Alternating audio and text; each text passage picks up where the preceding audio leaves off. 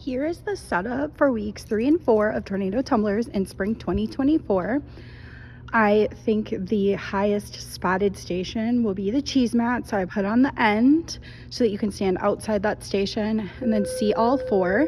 This is the side that I'd prefer to stand on to spot, but if you prefer to stand on the other side, feel free to turn the cheese mat around so that you can stand comfortably.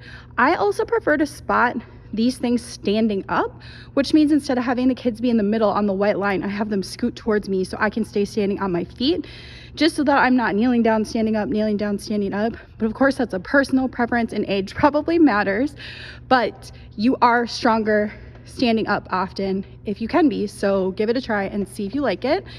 Then each of these stations, I have a separate video and had some help from the high school team to show you what those look like, so I will attach those next. Notice I did put dots out, and you can feel free to move them if that's not the strategy that's the best for you. But remember, being as clear as you can and as few words as you can with kids is what helps the most control them during class. So if kids are not coming off of this station, for example, and going back to the beginning like they're supposed to, so they're getting jumped on over here, it's easy to say, walk on the white line and go to the orange dot. Sometimes just saying, stand where I told you to, or stand where you're supposed to, kids really don't know often. And so giving them a clear direction that you can easily recall helps. Over here, you can see there's nothing super complicated for these two. It looks pretty much the same, removing some items from last week. The thing I wanted to show you is it says to do monkey flip on the purple bar, which will for sure be a fit for 5 and 6-year-olds, and maybe for 7 and 8-year-olds, depending upon their skill level and size.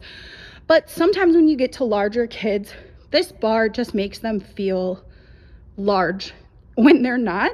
So for 7 and 8, or some 7 and 8s, and 9 to 11, instead of doing monkey flip there, I would maybe do it here on this low bar with the red block.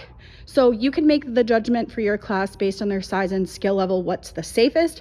Obviously, this has a lot more danger involved if they were to fall off the side.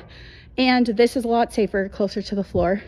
But I have both of these set up like that so that you could easily class to class switch which one you're using. Then I'd also want to point out that it says to hang on the bar and do a split, open shut. So for a 5 and 6-year-old, where this red block is with this low bar is probably the perfect height for that.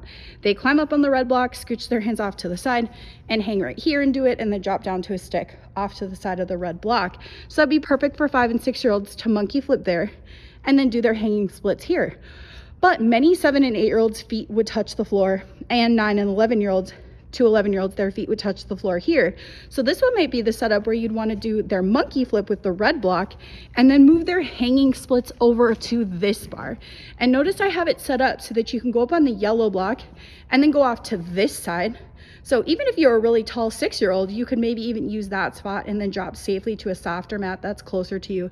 Or if you're a bit taller, then you can go up on this one and then move your hands up to that side and then have that further space for your feet to be hanging and opening shut. So that's definitely going to have to be a class to class coach's call. Just make sure that you have decided before you go over there how you want to explain the instructions, because if kids are here looking around, they might see different classes doing it different, and so you want to make sure to be clear about which way your class is going to use the space. Next, you're going to see 3 different high schoolers showing a monkey flip reverse in an upgraded way. Kylie did it with her legs in a pike instead of a tuck. Sydney's doing it with a foamy under her chin. And then Sydney's also going to do it with a foamy between her legs. So those are ways to challenge kids who are excelling at their monkey flip. And if they're unable to do a monkey flip, you should be asking them to hold a tuck hang. Here, Katie's going to show us her bear walk. Make sure they always start in a straddle sit on the beam. So this is kind of helping them gain confidence at that way to mount the beam and get ready to stand up on the beam next week. On their bear walk, their hands and feet are both moving at the same time. You want their hands flat on the beam, getting those muscles ready for kick to handstands, and work on their flexibility, also trying to keep their legs straight. Then remember to use the word dismount. She's going to do a tuck jump stick, finish, and soldier. So an upgrade from our straight jump last time. Kirsten's going to show us kicks forwards here. Flat feet, hands on hips, and then up to releve and arms press. This station is going to be painfully rushed by kids. They often won't slow down and won't work on their leg form. So I had Kirsten come back and show holding her foot out in the front. So I would show it first at this speed if you need to, and then you can ask them to speed up or ask kids to go 1, 2, 3, and then show them what their leg looks like to get them to slow down. That is always tricky. Here, Kenzie is doing 2 feet to 2 feet to 2 feet of stick, finish, soldier after her tuck jump, and then she's going to back up and go 1 foot to 2 feet with an arm circle. So kids will vary a lot on which one they need to do, and they do feel really different for kids. So try to transition them from 2 feet to 1 foot to 2 feet when you can. Here, Kirsten's showing the piked half handstand station. Notice she started standing on the floor with the back of her legs touching the mat. Then you saw her do it with kind of bad leg form, then with her legs straight and her feet pointed, then holding 1 foot up in the air, then trying to balance in a handstand. Here, Katie's showing tuck sit to a backward roll, then straight stand, backward roll, straight stand is next. Then next will be straight stand, connect 2 backward rolls.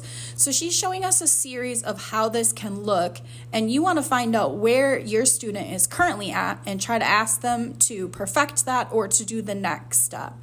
Here is a bent arm backward roll to push up. Then she's going to do a straight arm backward roll to push up, and then a back extension. So obviously that's super different, each of them from each other, and we want to try to challenge kids by finding the right fit for them. Any other videos not in this will be added on.